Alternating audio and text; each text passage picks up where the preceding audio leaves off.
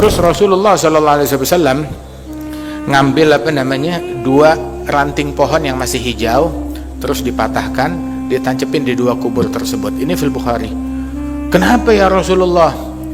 Nabi bilang, la'alla an yukhaffaf anhuma ma lam yaibasa, agar tujuannya Allah Ta'ala ringankan azab kepada keduanya. Kenapa? Sebab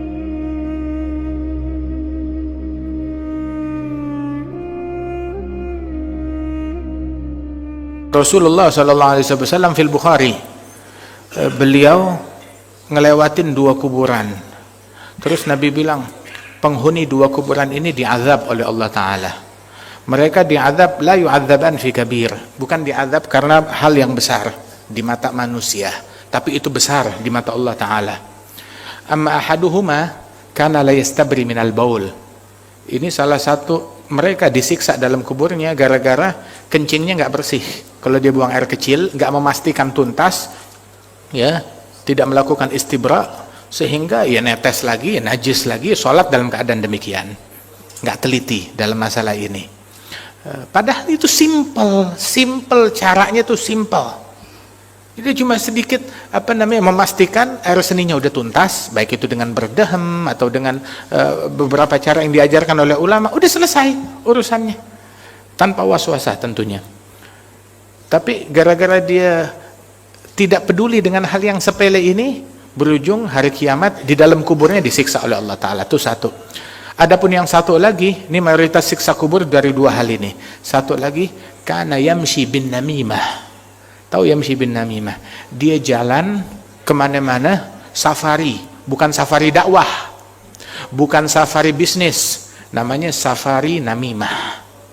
Jalan keluyuran kemana-mana buat ngadu domba orang, buat orang saling membenci, saling mendengki, ngajarin kebencian kepada orang lain, untuk ngajarin orang benci kepada kelompok ini, benci kepada ras ini, benci kepada suku ini, benci kepada bangsa ini, benci kepada wilayah ini dan itu. Sama muslim, al-muslim, akhul muslim, ngajarin kebencian. Nah itu emang persis kerjaan syaitan. Kebanyakan siksa kubur, nah itu dia, gara-gara namimah, gara-gara adu domba.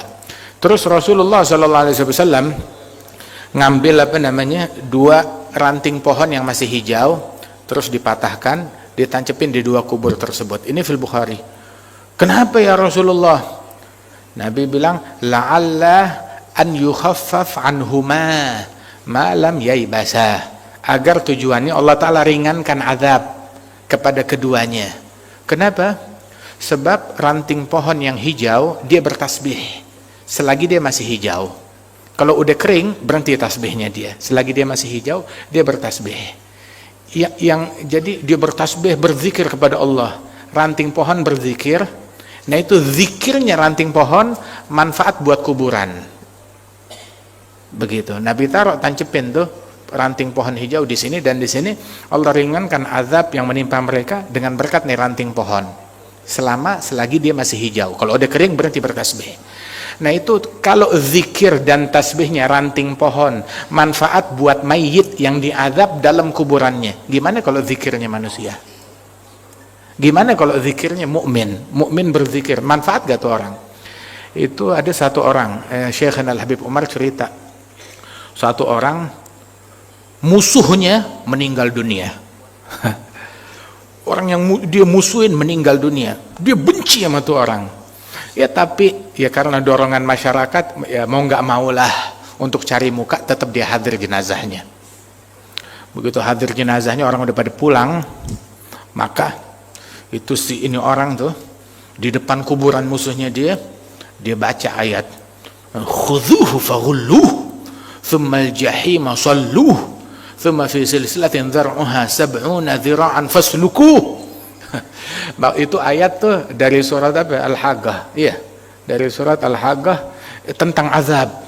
Di mana Allah Ta'ala bilang tuh kepada malaikat, ambil tuh manusia, rantai itu orang, masukin ke neraka jahanam. Wah, ancaman. Khudhuhu faghulluh thumma al-jahima salluh thumma fi silsilatin dhar'uha 70 dhira'an faslukuh. Dia baca 3 ayat. Sudah, saking bencinya nih sama musuhnya dia. Malam dia tidur. Saat dia tidur, dia ngeliat musuhnya. Dia lihat musuhnya dalam nikmat. Loh, kamu kan bukan orang soleh banget, kok dalam nikmat? Iya, tadinya saya mau disiksa, diazab. Toto ada orang ngaji depan kuburan saya. Baca 3 ayat Al-Quran. Bunyinya, khudhuhu faghulluh, thumma al-jahima salluh, thumma fi zillatin dhar'uha sab'una dhira'an faslukuh. Berkat ayat yang dibacakan di depan kuburan saya, Allah Ta'ala ampunin dosa-dosa saya. Ini musuhnya mau nyumpain, begitu ya, cuma salah. Makanya hatta mau musuhin orang pakai ilmu. Masalahnya orang kalau punya ilmu nggak musuhan. Yang musuhan yang nggak punya ilmu. Yang bermusuhan yang nggak punya ilmu. Begitu. Jadi intinya mau berteman pakai ilmu, mau musuhan juga pakai ilmu. Mau musuhin orang pakai ilmu. Ini bermusuhan tapi bodoh. Jadi ya, mau musuhin orang ya pakai ilmu, jangan bodoh-bodoh banget. Cuma masalah orang kalau dia udah punya ilmu, dia nggak bakal bermusuhan satu sama lain. Kata